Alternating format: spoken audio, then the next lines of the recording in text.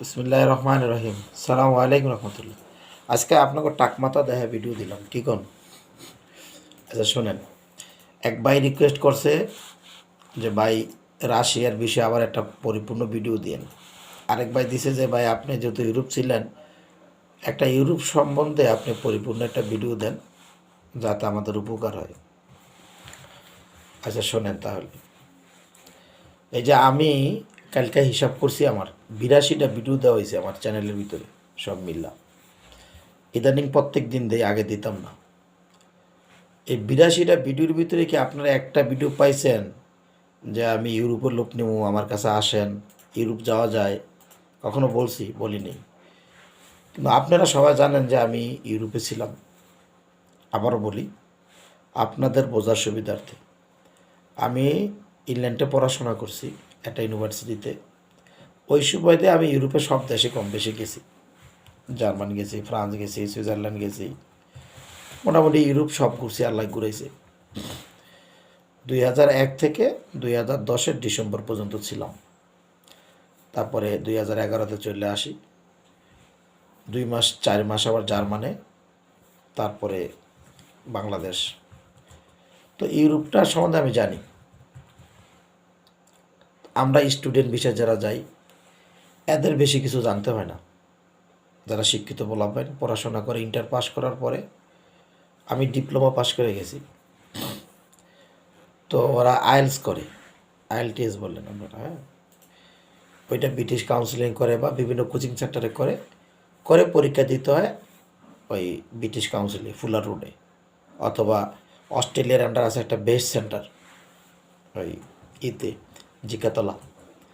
এই দুই জায়গাতে আইএলসের পরীক্ষা এক্সাম হয়।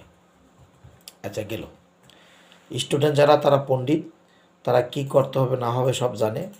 ঢাকা শহরে অনেক স্টুডেন্ট কনসালটেন্সি ফার্ম আছে, অগদিয়া কাজ করায়, ব্যাঙ্ক স্টেটমেন্ট দেয় দেয় ইত্যাদি ইত্যাদি। তবে ইংলিশটা চলে ইংলিশ নেটিভ কান্ট্রিগুলোতে, সব জায়গায় চলেও না। যেমন ধরেন লন্ডন, মানে গ্রেট ব্রিটেন যেটা, বা UK United kingdom. United kingdom কিন্তু 4টা প্রদেশ নিয়ে, আয়ারল্যান্ড, স্কটল্যান্ড, আপনার ইংল্যান্ড, নর্দার্ন আয়ারল্যান্ড, ওয়েলস, এই এটার বলে ইউনাইটেড কিংডম। এরপরে আপনার ইউরোপের কিছু দেশ নেয় মাস্টার্সে ইংলিশ হয়, ব্যাচেলার ডিগ্রিগুলো হয় না। জার্মানি করে মাস্টার্সটা ইংলিশে হয়, আমার ওয়াইফ পড়ছে আমি জানি। ফ্রান্স, সব দেশে মাস্টার্সটা ইংলিশে করায় ইউরোপের দেশগুলোতে, তখন আইএলস বাধ্যতামূলক লাগে। এদিক দিয়া Australia English country, English native country. আপনার কী বলে এটারে, ওই যে নিউজিল্যান্ড, কানাডা, আমেরিকা, এগুলো ইংলিশ কান্ট্রি। আর ইউরোপের দেশগুলো কিন্তু ইংলিশ কান্ট্রি না, যার যার ভাষা আছে। এখন আসেন ইউরোপ যাওয়ার জন্য আপনাদেরকে নিয়ে যত সমস্যা, মনে কিছু নিয়ে না, ইনসাল্ট করতেছি না আপনাদেরকে, যত সমস্যা আপনাদেরকে, আপনাদের দাঁত নাই, আপনারা পিঠা খাইতে চান। ইউরোপ যাইতে যোগ্যতা লাগে, টাকার চাইতে বেশি যোগ্যতা লাগে, স্কিল লাগে। প্রথম স্কিল হলে আপনাকে পড়াশোনা লাগে। ইউরোপের প্রতিটা কদমে কদমে আপনার টেকনোলজি ভরা, প্রতিটা কদমে কদমে পেপার ওয়ার্ক। ওরা পেপার ওয়ার্কের খুব মূল্য দেয়, বলে যে ক্যান্ডিডেট যাবেন তাকে এগুলো বুঝতে হয়। যেমন ধরেন পূর্ব ইউরোপের রাষ্ট্রগুলো, Romania, Latvia, Macedonia, North Macedonia, Bulgaria, কেমন সাইবেরিয়া, যে এই দেশগুলো এখন স্যানজেনভুক্ত, কিছু হয়েছে কিছু হয় না, এগুলাতে ওরা ওয়ার্কার নেয় বাংলাদেশ থেকে, আমি জানি।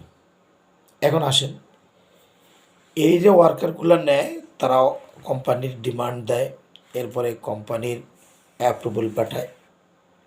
এগুলা সমস্ত অ্যাম্বাসিগুলো ইন্ডিয়াতে। এই ইন্ডিয়াতে বাঙালিদের যাওয়া খুব টাফ। বাংলাদেশ থেকে ইন্ডিয়ার ভিসা দেয় না। শত শত লোক, হাজার হাজার লোক বাংলাদেশের ইন্ডিয়ায় গিয়ে বসে ছিল।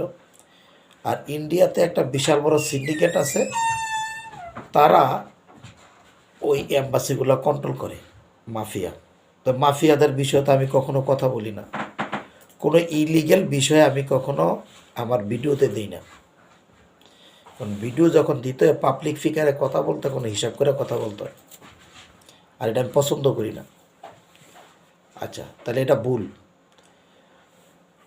ওই যে আপনার যে অ্যাপ্রুভেলটা পাঠাইলো ওইটা অনেক সময় ভুয়া দেয়, 99% ভুয়া এডিট করে বানায় দেয়, আর ওগুলো চেক করার কোনো অপশনও থাকে না। সাবমিশন হওয়ার পরে অনলাইন হাসে অ্যাম্বাসির কাছে। এবার আইলো আমার এক ছোটো ভাই, সে একটা ওষুধ কোম্পানি চাকরি করতো, মাস্টার্স পার্ট জগন্নাথের। ওরে দেখছি, ওরা আমি অনেকগুলো কোশ্চেন শিখিয়ে দিছি ইন্টারভিউতে কী কী কোশ্চেন করতে পারে।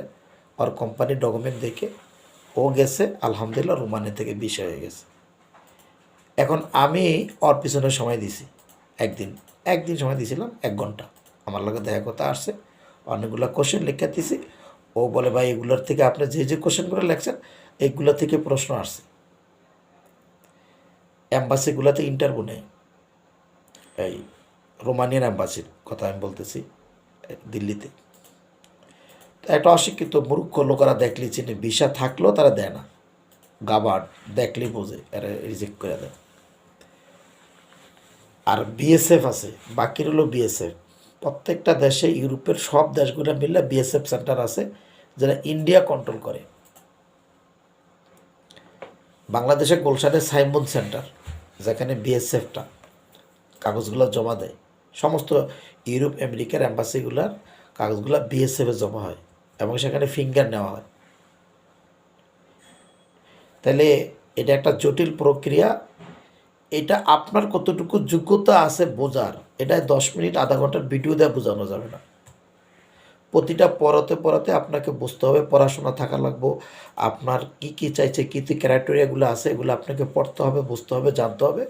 দেন you are the perfect, you are the fit for candidate as a worker visa. কেমন গেল এক। তুই হলো আইলো কিরগিজস্তান, আরে ভাই আপনি এখানে অবৈধ, এখান থেকে আপনাকে কেউ কীভাবে নেবে? যদি কোনো দেশ ই ভিসা আপনাকে দেয় তাইলে আপনি ভিজিটে যাইতে পারেন। শুধু ই ভিসাগুলো ভিজিটের যদি হয় কোনো দেশের, বিশেষ করে ইউরোপের দেশগুলো আপনাকে ই ভিসাও দিবে না। তার লজিক হলো যে তাদের যে বিএসএফ সেন্টার আছে ওখানে গিয়ে আপনার ডকুমেন্ট জমা দিতে হবে। আমার একটা প্রতারক বন্ধু আছে, আমি নাম বলবো না, তার সাথে এখানে পরিচয়। সে এক শরীরে নিয়ে আইছে বাংলাদেশ, দুবাই থেকে না কই থেকে। আমার আজ থেকে 3 মাস আগে আমার কয় ভাই আমি লেট দিয়ে চলে গেলাম, কয় $6,000 করে নিতে আসি, দু একটা লোক থাকলে দিয়েন, এই যে ভিসা পাইছি। আপনি যাবেন কবে? কয় এই যামগা 15-20 দিনের ভিতরে চলে যামগা, আমার সব রেডি, কয়টা লোক থাকলে দিয়েন আপনার। আচ্ছা যান দিই। 15 দিন আগে আমার কাছে আইসে, তার হস্টেল বিক্রি করবে, একটা হস্টেল দিছে বিশকেকে। এখন আবার নতুন করে একটা গীত গাওয়া শুরু করছে, সে কাজাকিস্তান যাবে। মানে প্রতারকে যা হয় আর কি। বলে এই সমস্ত আকাশ কুসুম চিন্তা ভাবনা করেন না। এটা একটা গরিব হতদরিদ্র রাষ্ট্র। এই দেশের লোকেরা, আমি ওদিনকে গাড়িতে ট্যাক্সি এলারে উঠছি, আমার এক বন্ধু আছে, খুব ভালো একটা বন্ধু আমার, মার্চেন্টাইজার, তো উনিও দেখছে। তো ওই ড্রাইভারে বাংলা, মানে একটু বাংলা ইংলিশ পারে হালকা পাতলা, তো ইংলিশ পারে আমার লগে কথা বলতে আছে যে তুই এই দেশে কী করস, কই তো নাইছস। তো আমি বললাম আমি এখানে ব্যবসা করি। তো তুমি কী করো, তুমি কোথায় ছিলা? আমি বললাম আমি ইংল্যান্ডে ছিলাম, পড়াশোনা করছি আমি ওখানে। তো লন্ডনে ছিলাম আমি, হ্যাঁ। ও সারপ্রাইজ। তো এখান তো এখানে আইসি কেন? আমি এখানে বিজনেস করার জন্য আসছি, গার্মেন্টস করার জন্য আসছি। তার মানে ওর কাছে এটা অনেক কিছু, এটা কিছু না, নাথিং, জাস্ট আমি কথা প্রসঙ্গে আপনাদেরকে বুঝাইলাম। ফলে আপনি যেখানে একটা আপনার নামটা ঠিক মতো লিখতে পারেন না, আমি আপনারা ছোটো করতেছি না, বোঝার জন্য বলতেছি, ঠান্ডা মাথায় বোঝেন। আপনাকে কোনো এক প্রতারক বলল যে এত টাকা দাও আমি তোমার অন্য জায়গায় নিয়ে যাবো, আপনি এর পিছনে দৌড়াইতে আছেন। দোষ কি ওর না আপনার? আপনার। আপনি একটা জিনিস বোঝার ক্ষমতা নাই, আপনার সাথে তো গেম হবেই। আমি মালয়েশিয়াতে দেখছি অ্যাম্বাসিগুলোতে সারা দিন দাঁড়ায় থাকে দালালরা। তো আমি এদেরকে ধরছি কয়েকটারে, বরিশাল বাড়িয়ে দিই, এই বাটফারি করস কেন তোরা দাঁড়ায় দাঁড়ায়? মাসের 500 রিঙ্গিত, 200 রিঙ্গিত, 300 রিঙ্গিত নেয় একটা ওই ফর্ম টরম পূরণ করতে। পরে এক দালাল খুব সুন্দর কথা বলছে, আপনি যে আমাদেরকে গালিগালাজ করেন, আপনি জানেন এই দেশের লোকটা কলমটা ধরে নামটা লাগবে পারে না। আমরা দালাল না হইলে এই বাঙালি একটা বাংলাদেশ যেতে পারতো না, পাসপোর্ট রিনিউ করতে পারতো না। এই জন্য আমাদের জন্ম দালালের। আমি তাকায় রয়েছি, আরে সুন্দর কথা তো বলছে। বলে আপনি এই যে লেবার, আপনার পদে পদে লোক লাগে হেল্প করার, যোগ্যতা অর্জন করেন না তো আপনারা, এবং মাথারও তো ঠান্ডা নাই। তো আপনাকে তো ঠগানোর জন্য বসে রয়েছে। আর যারা জানেন অল্প শিক্ষিত, সেটি আরও ভয়ানক। কাল একটায় বাংলাদেশও মানে ওই যে স্টুডেন্ট ভিসা পাঠাইছে, যে দেখেন মাত্র $70 খরচ একটা ভিসা করতে। কি বুঝাইলেন কোন? কলেজে টিউশন ফি দিব কি ওর বাবা?